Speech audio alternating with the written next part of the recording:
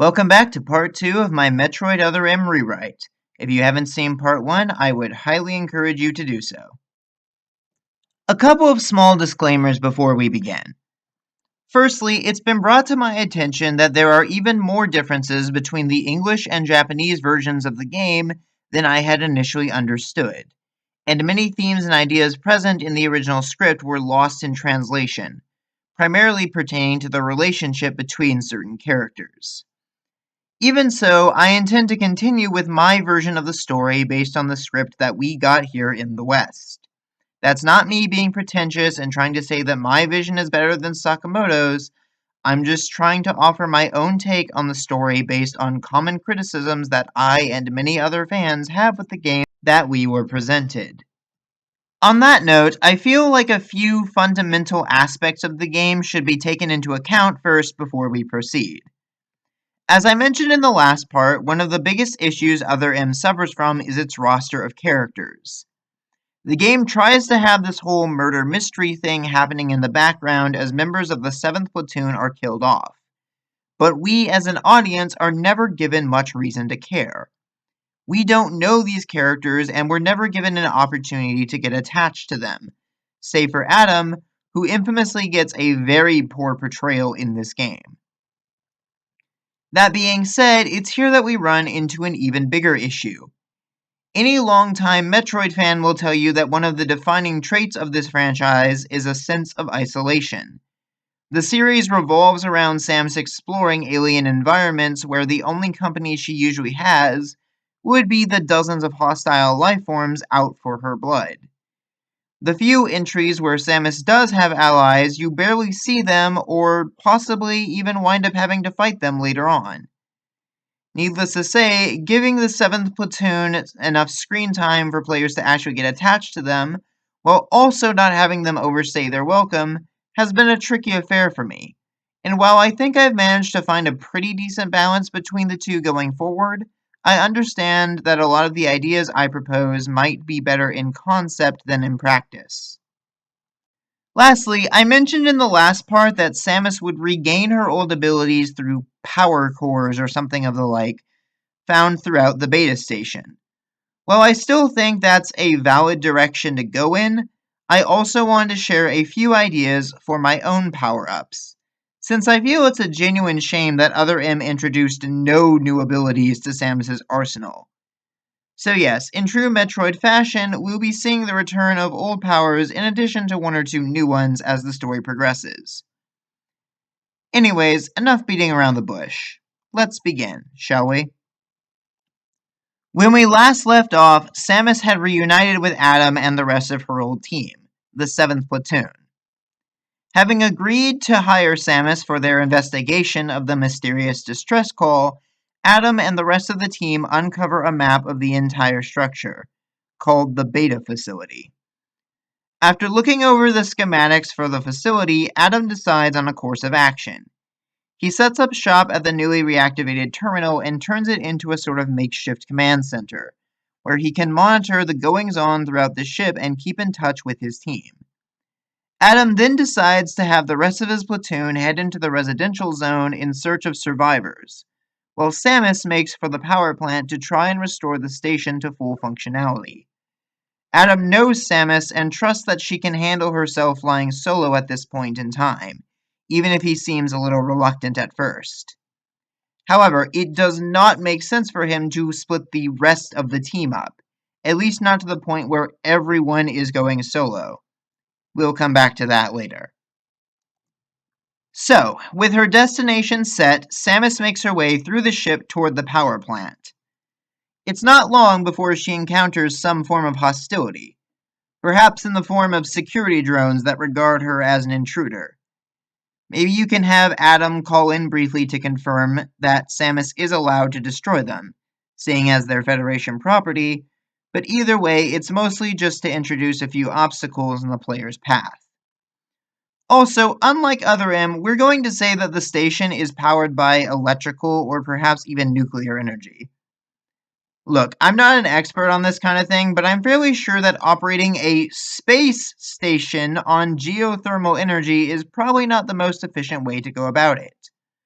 Also, geothermal power uses steam from boiling water, not magma, so yeah, this area will have more of an electricity theme to it, with Samus needing to reroute the power flow here and there to advance. That's the idea, at least. Again, we won't delve too deeply into the level design here since that's not my forte. That being said, I did have an idea that the boss of this area could be like some sort of machine that's draining energy from the plant. A rogue robot or AI that's latched on to the generators that Samus will need to destroy in order to restore power to the rest of the station. Once it's defeated, Samus will be able to extract an energy core from it that will restore some functionality to her suit, granting her a new ability. It's here that the players will receive their first new upgrade of the game, which I am calling the Spark Beam. This allows Samus to empower her shots with electricity, which can short-circuit mechanical enemies and reactivate depowered machinery. The Spark Beam can't be used forever, though, as it will essentially run out of power and need to be recharged. Adam commends Samus on a job well done, before urging her back to the command room via the elevator that she turns on with the Spark Beam. As Samus leaves the plant, players are given their second monologue of the game. With the source of the disturbance neutralized, power began to return to the rest of the station. Adam commended me for my efforts, but I couldn't shake this gnawing sense of unease. The way that it latched on to the generators, siphoning their energy, was eerily familiar to me. What was that machine? Where did it come from? And why was its core compatible with my own power suit? Just what was happening on this station? For the time being, I tried to push these thoughts out of my mind and focus on the mission in front of me. Once Samus makes it back to the command center, Adam requests that she head for the residential zone to meet back up with the rest of his platoon. With power fully restored, they'll be able to more reliably search for survivors rather than stumble around blindly in the dark. Samus obliges and begins making her way toward the residential zone. Unfortunately, the newly restored power also means several of the station's defense systems are now back online, but it's nothing that Samus can't deal with. Along the way, attentive players might notice a few destroyed machines and scorch marks, hinting at signs of a struggle. Environmental storytelling has been a key feature of Metroid games for some time now, and I'd like to continue that tradition. Finally, Samus makes it to the residential zone, which I imagine would have a sort of sci-fi super mall vibe to it. As the name implies, this section of the ship is where most of the crew would live. Miniature housing units, artificially grown trees, maybe even some shops around to simulate normal living conditions.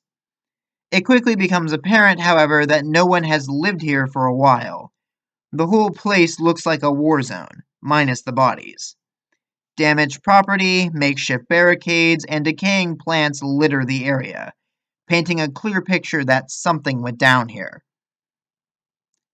And something is about to go down again as Samus's attention is drawn to the sound of gunfire. Adam informs her that the rest of the 7th Platoon is currently engaging hostiles, and urges her to go assist them. Samus hastily makes her way to the heart of the conflict, just in time to find her allies surrounded by miniature bug masses. While I'm not always a fan of turning bosses into normal enemies, I think we can make an exception in this case. Also, one idea I forgot to explore in the previous part is the idea of the bugs swarming around some sort of control unit that emits a frequency to manipulate them, sort of like an artificial queen. Because of this, Samus can scatter the bugs with her newly acquired Spark Beam by temporarily shorting out the control unit. Now she has a means of defeating bug masses without having to rely on the soldiers' freeze guns, showing a hint of player progression. After dealing with all the enemies, Samus and the rest of the group all take a proper minute to catch up. Anthony thanks Samus for the assist, but Lyle insists that they were probably capable of managing it without her. To which James remarks that Lyle was doing the exact opposite of fine, being confronted by so many bugs. Some playful bickering ensues before KG calls out for everyone to shut up. All eyes turn toward KG, who appears to have discovered something. After moving a bit of rubble out of the way, the group uncovers a body inside a nearby building, the first they've seen so far. It looks to be a young scientist, and while we can't get too graphic in a Nintendo game, the wounds make it appear that he was shot to death. Or her, take your pick. Burn marks from the blaster fire, we'll say. The group discusses the matter amongst themselves for a moment before Adam chimes in, telling them all to keep moving. Once again, he opts for the team to split up. 7th Platoon will advance toward the research lab while Samus is tasked with investigating the factory. Discovering what exactly was being researched and made here on the beta facility will bring everyone a step closer to unraveling exactly what happened to its residents. Samus parts ways with the 7th Platoon again and makes her way to the factory from the residential zone. As one might expect, the factory is going to have a more industrial vibe to it, and it's here that Samus will encounter armored enemies for the first time. These rampant construction drones are assembled with durable armored plating that makes them less susceptible to the spark beam. To defeat them, players will need to rely mostly on missiles and charge shots to steadily break off their armor, making them vulnerable to finishers, or overblasts, as they're called in the original. As Samus advances throughout the factory, players will get a glimpse of what exactly was being assembled here. Weapons. Lots and lots of weapons. From guns to turrets to armed drones, this whole area is packing heat. And you'd better believe Samus will have to deal with some of this equipment fresh off the assembly line. Once Samus reaches far enough into the facility, I envision a boss fight against some sort of large mech-like opponent. The details will be left up to your imagination, but just imagine this thing being heavily armored and heavily armed. I was initially planning to have the boss offer some kind of missile upgrade, and while that's still certainly viable, I could also see an argument for getting the grapple beam here, since the fire area is where you unlock that ability in the original game, and this is the closest thing we have to that. Either way, Samus should be able to bypass some special doors now, either by blasting open their locks or yanking them off. This will also provide a means to deal with armored enemies more efficiently. With another power unlocked, Samus is tasked with making her way back outside the factory. Once she leaves, she gets a call from Adam, asking her to reconvene with the others at the command terminal. There, everyone will share what they've learned and discuss the next best course of action. Samus returns to the command terminal as ordered, and Adam asks her for her report. We have a brief fade to black as she informs the others of what she's learned, that the factory was manufacturing weapons. Lyle confirms that this matches up with the files he was able to decipher in the lab, many of which seem to be related to advanced arms development. Adam confirms what everyone is probably thinking at this point, that the beta facility's primary purpose seems to be the research and creation of new weapons, though for who and to what end is still a mystery. Now that they know what's being made on the station, it's not hard to deduce what's being tested in the testing grounds. Seeing as that's the last place they have to look into, Adam decides that Samus and the others should go together this time. Samus descends toward the testing grounds on a large lift platform along with the others. Anthony remarks to her that it feels just like old times, having her on the team again, although they are short a member now. Samus stares at him for a moment, and we zoom in on the eyes beneath her helmet, the screen transitioning to a second flashback scene. We return to a little after where the first flashback left off. Samus and the rest of the platoon enter a new area only to suddenly receive a transmission from someone. The voice on the other end informs the 7th Platoon that they're nearing the objective marker, and we transition to another member of the team sitting in the cockpit of a ship. A title card appears to inform players of this person's identity. Ian Malkovich, the platoon's navigator. In the original game, Ian is introduced as Adam's younger brother. We really don't know much more about him other than that. There's this whole incident where he's trying to fix the drive unit of a damaged ship, only for said drive unit to suddenly become unstable. Basically, Adam has to choose between disengaging the drive unit with his brother still inside, or risk sacrificing the entire crew. He chooses the former, though Samus strongly objects to this order, insisting that she could save Ian if Adam just gave her the go-ahead. Ultimately, Adam denies this request, which is apparently the incident that caused Samus to leave the Federation and strike out on her own. There's this whole thing about her complicating an already tough decision for Adam, and her feeling remorse for questioning him. Again, it goes into that whole familial piety theme from the original game that's super big in Japanese culture. Localization issues aside, I still feel like there are better ways to handle Ian's death and Samus's resignation as a result of it. As stated previously, Ian is the team's navigator this time around. He stays back on the ship and monitors everyone's positions and vitals, as well as their surroundings. As 7th Platoon closes in on their objective, Ian reports signs of movements all around them. A lot of movement. Suddenly, the entire team is ambushed by hostiles. They've walked right into a trap. As I said in part 1, the exact nature of this flashback mission is something I never really thought too hard about. The specifics, such as where it's taking place and what the mission is actually about, beyond retrieving some kind of MacGuffin, didn't seem all that important at the time.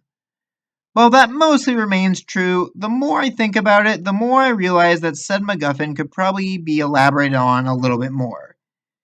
So, for now, we'll say that the mission is about retrieving some sort of data or intel from the space pirates. Don't worry, we'll elaborate on that further in due time.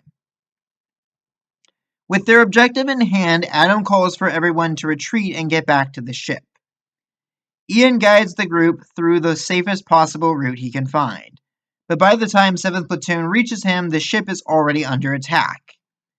In the ensuing chaos, one of the space pirates steals the data and runs off with it. Adam orders Samus to pursue, but she declines, refusing to leave her team behind to face the space pirates alone. After a bit of quarreling, however, Samus ultimately relents and gives chase. Since the space pirate already has a bit of a head start, Ian will assist Samus in picking up its trail. Partway through the chase, however, his voice cuts off abruptly, leaving players to continue their pursuit in silence. Samus will call out his name a couple times, but opts to keep going and see her mission through as ordered. After dealing with a few more enemies in her way, Samus tracks down the rogue space pirate and finishes them off, before returning to the 7th Platoon with the data. She arrives, but she finds a couple of her comrades wounded and Ian dead. Samus tries to move to his side, but Adam stops her, asking if she secured the package. Samus looks to Adam in disbelief. His brother is dead, and yet he's concerned about their asset? Adam tells her that if the space pirates had gotten away, Ian's death would have been for nothing, to which Samus responds that he wouldn't have died at all if she had still been there. Finally, Adam snaps, reminding Samus that as soldiers, the mission takes priority above all else. An awkward silence lingers before Adam orders everyone back onto the ship. As Samus boards and the flashback comes to an end, we get another very brief narration from her. That was the moment I decided to leave the Federation behind and become a bounty hunter. And this is the moment where we end things off for now. I apologize for the long wait, but hopefully part 3 won't keep you all in so much suspense this time. Anyways, feel free to share your thoughts and comments down below, and I'll see you all in the next part of rewriting Metroid Other M.